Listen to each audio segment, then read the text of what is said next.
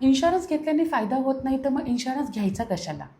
कारण इन्शुरन्स हे रिटर्न मिळवण्यासाठी नाही, तर तुमच्या फॅमिलीचे, तुमच्या कुटुंबाचे आर्थिक नुकसान टाळण्यासाठी आहे. हो, जर तुम्ही तुमच्या कुटुंबातील कमवणारी एकमेव व्यक्ती असाल, फक्त 1% विचार करून बघा, जर तुमच्यासोबत काही अनफॉर्च्युनेट गोष्ट जर घडते, तर तुमच्या कुटुंबाचे आर्थिक नुकसान किती होऊ शकते. ते आर्थिक नुकसान टाळण्यासाठी तुमच्याकडे टर्म इन्शुरन्स असणं गरजेचं आहे. तो किती असला पाहिजे? तर तो तुमच्या वार्षिक इन्कमच्या 20 to 25 टाईम्स असला पाहिजे.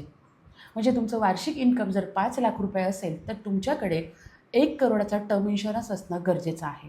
तुमचं वार्षिक इन्कम जर हे ₹6,00,000 असेल, तर 1,20,00,000चा टर्म इन्शुरन्स असणं तुमच्याकडे गरजेचं आहे. तर टर्म इन्शुरन्स कशा पद्धतीचा असला पाहिजे? किती असला पाहिजे? तो कॅल्क्युलेट कसा करायचा? हे आपण पाहणार आहोत नेक्स्ट व्हिडिओमध्ये. व्हिडिओ आवडला असेल तर जास्तीत जास्त लोकांपर्यंत शेअर करा. चॅनलवरती फर्स्ट टाईम आला असेल तर चॅनलला फॉलो करायला विसरू नका. भेटूयात नेक्स्ट व्हिडिओमध्ये. Thank you so much.